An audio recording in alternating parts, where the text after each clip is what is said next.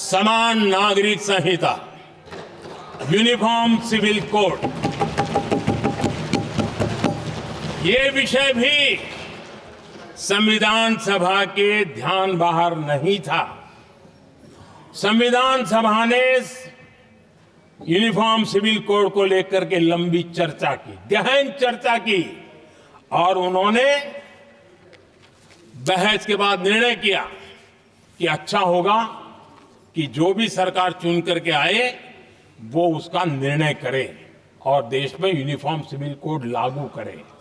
ये संविधान सभा का आदेश था।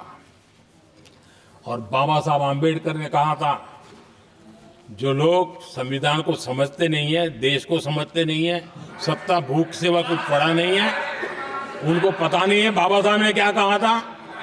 बाबा साहब ने कहा था, धार्मिक आधार पर बने, ये मैं बाबा साहब की बात कर रहा हूं, इतना वीडियो कट करके घुमाना मत। आदरणीय सभापति जी, बाबा साहब ने कहा था, धार्मिक आधार पर बने पर्सनल लॉ को खत्म करने की बाबा साहब ने जोरदार वकालत की थी।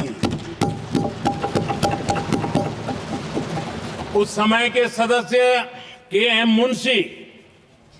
मुंशी जी ने कहा था, समान नागरिक संहिता को राष्ट्र की एकता और आधुनिकता के लिए अनिवार्य बताया था। कमा मुंशी जी ने।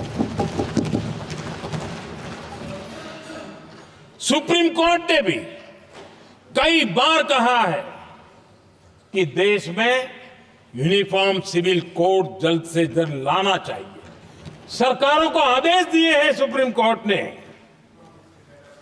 और उसी संविधान की भावना को ध्यान में रखते हुए, संविधान निर्माताओं की भावनाओं को ध्यान में रखते हुए हम पूरी ताकत से लगे हुए हैं सेक्युलर सिविल कोड के लिए।